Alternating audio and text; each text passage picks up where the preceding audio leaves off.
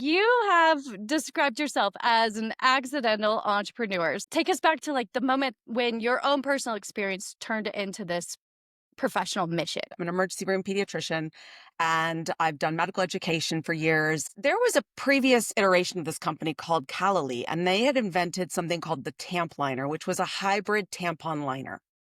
And I was an advisor to that company. And one day I was talking to Tang, my now co-founder, and he says, the guidance in the UK has changed such that all women at risk of miscarriage should be getting up to 80 days of vaginal progesterone. And I said, Tang, we've never talked about my story. I did 7 rounds of IVF that all failed. And my doctor, after the first cycle, said, let's do progesterone. And she gave it to me vaginally. And I'm like, I think it leaked so bad, I probably put in a tampon, which was really smart if my tampon was trying to get pregnant because tampons absorb. So I probably didn't help myself. Then my doctor says, let's do it American style. Because unlike the rest of the world, my doctor said there will be different needles in the bag. I get home and it turns out progesterone injected is an oil that has to go into a muscle and it's thick. I went to YouTube. Nobody tells me what you're doing. So I learned you warm it up, stuck it in my bra to warm it up. And then I would pull it in this huge needle. And for 5 cycles, every day I stood there in the mirror and just said, just stick it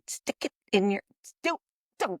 And then I would press that plunger, and that's like a 45 to 60-second exercise because it's so thick. And I was covered in lumps and covered in bruises, and I still didn't get pregnant. And it was horrifying. And the rest of IVF really was like part of my story. And I wasn't that bothered by it. It had 4 wardrobes, summer, winter, bloated, not, right? But the injected progesterone is something that stuck with me so much that when I started doing Calla Lily, I started having nightmares about it again. So I said, Hang, if there was an option to do vaginal progesterone better, I would go down that road with you. Fast forward to 2022, we saw an opportunity, and here I am. So we're an agnostic vaginal drug delivery platform, means there's so many drugs that should be given vaginally.